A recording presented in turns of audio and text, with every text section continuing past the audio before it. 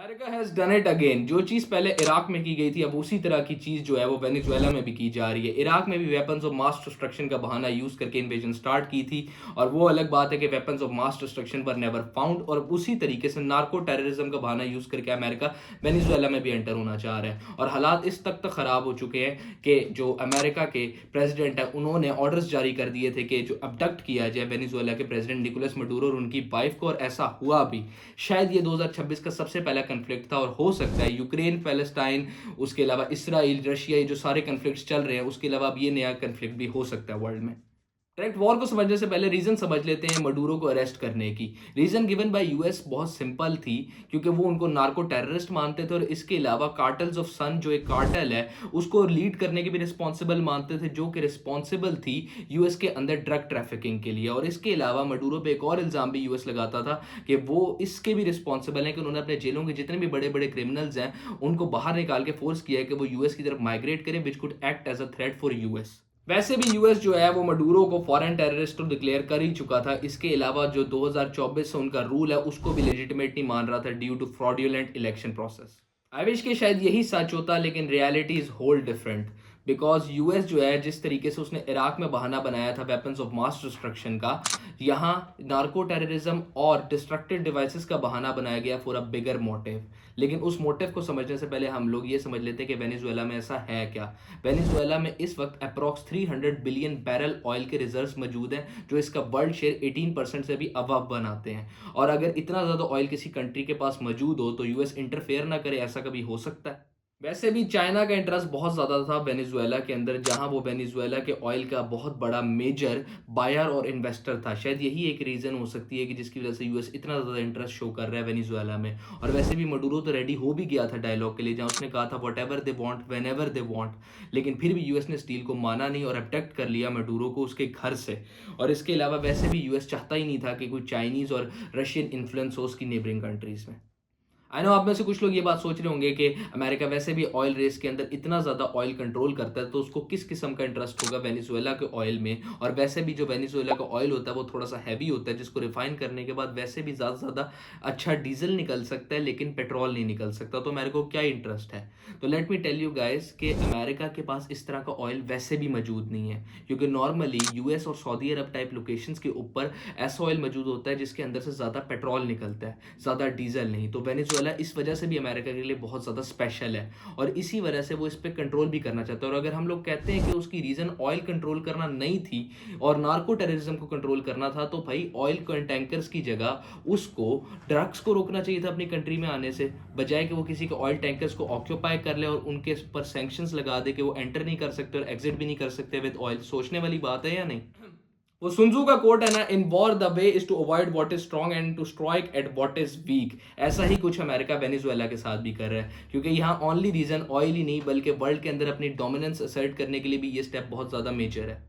Because अब world ही नहीं बल्कि अमेरिकन सिटीजन्स भी इस बात को समझ चुके थे कि उनका डाउनफॉल अब स्टार्ट हो चुका है। क्योंकि जब डोनाल्ड ट्रंप ने इस चीज़ का स्लोगन यूज़ किया था कि मेकिंग अमेरिका ग्रेट अगेन, तो उस वक्त लोगों ने भी इसको सपोर्ट किया था, क्योंकि अब वो लोग भी ये बात जानते थे कि वो ग्रेट नहीं है। और इस रीज़न से हमें ये बात भी समझ लगती है कि अमेरिका अब ग्रेट नहीं है, वरना इतना बड़ा स्लोगन उनके सिटीजन सपोर्ट ही क्यों करेंगे।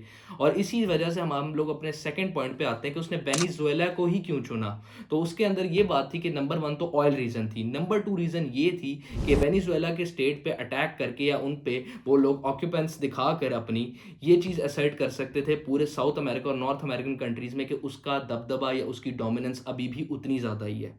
अमेरिका के डोमिनेंस सेट करने वाली जो पॉलिसी है वो स्टार्ट ही डोनाल्ड ट्रंप के आने से हुई है दोबारा, जहां डोनाल्ड ट्रंप ने आते ही पहले 6 मंथ्स के अंदर यूएस में सपोर्ट करना स्टार्ट कर दिया Israel for bombing in Iran. उसके अलावा टेंशंस को एस्केलेट किया between Russia and US by supplying weapons to Ukraine in Russia Ukraine war. उसके अलावा पूरे वर्ल्ड के ऊपर डिफरेंट किस्म के टैरिफ्स इम्पोज कर दिए, और उसके अलावा जिसके साथ उसकी नहीं बनती थी उन पर सेंक्शंस इम्पोज कर दिए। और इसके अलावा अमेरिका ने हर एक तरीका यूज़ किया टू शो द वर्ल्ड कि who is in charge. Venezuela से कन्फ्लिक्ट जो है अमेरिका को वो अब से नहीं 1999 से चला आ रहा है, जब हुगो शावेज जो हैं वो प्रेसिडेंट बने थे और उन्होंने प्रेसिडेंट बनते साथ ही ऑयल एसेट्स जो थे यूएस के उनको नेशनलाइज कर दिया था, जिसकी वजह से उस वक्त एक लीगल बैटल भी हुआ था यूएस का इंटरनेशनल कोर्ट्स में, जो वो जीता था। और यही उस वक्त का जो इशू था ये हुगो शावेज की डेथ के बाद 2013 में जब मडूरो प्रेसिडेंट बने थे तो उनको भी फेस करना पड़ा था। और तब से लेकर मतलब जो 2014 से लेके अब तक का एरा है उसमें इन लोगों ने डिफरेंट सेक्शंस डिफरेंट टाइम्स के ऊपर लगाई हैं वेनेजुएला के ऊपर। ट्रंप की मडूरो एडमिनिस्ट्रेशन से लड़ाई सेकंड टर्म से नहीं बल्कि फर्स्ट टर्म से चली आ रही है, जहां 2019 में ट्रंप ने मडूरो के ऑपोजिट लीडर जॉन ग्वाडो को इंटरिम प्रेसिडेंट रिकग्नाइज कर लिया था, जो अकॉर्डिंग टू मडूरो एक कूप अटेम्प्ट थी जो फेल हो गई। और यही कंफ्लिक्ट 2024 में भी कंटिन्यू हुआ था, जब मडूरो ने 2024 के इलेक्शंस में विन हासिल की थी और यूएस ने इन इलेक्शंस को फ्रॉडुलेंट डिक्लेयर करके कंडेम भी किया था। और इसकी जगह जो उनका ऑपोजिट एक कैंडिडेट थी एडमुंडो गोंजालेस, उसको लेजिटिमेट विनर भी कहा था। इसके अलावा डोनाल्ड ट्रंप ने 2025 सितंबर में ऑपरेशन साउदर्न स्पेयर को भी लॉन्च किया, जिसको लॉन्च करने की वजह ही यही थी कि वो यूएस के अंदर ड्रग ट्रैफिकिंग को कंट्रोल कर सके। जो यूएस से बाहर जितना भी ड्रग्स उनको सप्लाई किया जा रहा है उसकी सप्लाई को रोकने के लिए मिशन लॉन्च किया गया था। इसके अलावा दिसंबर 2025 में इन्होंने वेनेजुएला के 2 ऑयल टैंकर्स को भी ऑक्यूपाई कर लिया था by saying it was sanctioned oil. यहाँ तक जो कन्फ्लिक्ट था वो फिर भी रिजॉल्वेबल था, लेकिन 3 जनवरी 2026 को यूएस ने 150 एयर स्ट्राइक्स करके वेनेजुएला के ऊपर उनके प्रेसिडेंट और उनकी फर्स्ट लेडी को अबडक्ट करके यूएस लेके पहुंच गए। Check out the level of hypocrisy. आप किसी मुल्क का प्रेसिडेंट उठाकर अपनी कंट्री में ले आए हैं और आप फिर भी यूएस के जो secretary of state Marco Rubio हैं वो ये बयान दे रहे हैं कि we are not in a war with Venezuela. आपने किसी मुल्क का प्रेसिडेंट उठा लिया और अभी भी देयर इज नो वॉर। अभी ये 2026 के शुरू के दिन है और अभी से हम लोगों को वॉर की कोई ना कोई साइड दिखने लग गई है।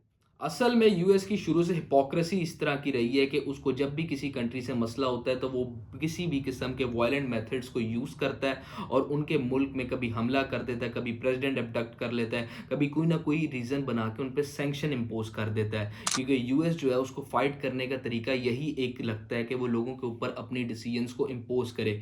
जो भी उसके खिलाफ जाता है उसके साथ इसी तरीके के इशूज़ क्रिएट किए जाते हैं ताकि वो या तो सरेंडर कर दे उनके खिलाफ या तो फिर उधर रिजीम चेंज कर दी जाए। और यहाँ भी ऐसा ही हुआ है कि अब जो है यूएस वो ट्राई कर रहा है कि अब वो वेनेजुएला की गवर्नमेंट में जो अपोजिंग पार्टीज है उनको खड़ा करके उनको टेक ओवर दे दे कंट्री का। हालांकि ये अमेरिका का राइट बिल्कुल भी नहीं है। अमेरिका के मसाइल जो हैं वो उसके इंटरनल होंगे या किसी मुल्क से उसके और तरीके से मसाइल हो सकते हैं जिसको यूएन हल करेगा या कोई और बीच में इम्बॉडीमेंट हल कर सकती है। लेकिन यूएस इस तरीके से नहीं कर सकता कि किसी कंट्री के ऊपर एयर स्ट्राइक्स करे और उनका प्रेसिडेंट ही अबडक्ट कर ले।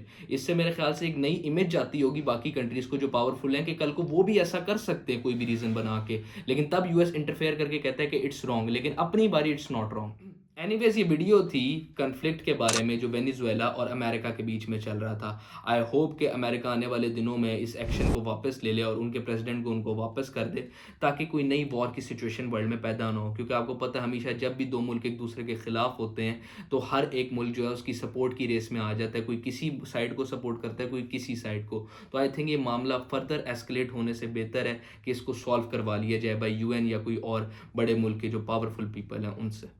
अगर आप लोगों को वीडियो अच्छी लगी हो तो चैनल को लाइक, कमेंट और शेयर करेगा और ऐसा इन्फॉर्मेटिव कंटेंट और देखना चाहते हैं तो चैनल को सब्सक्राइब भी करेगा। That's it for today, good bye.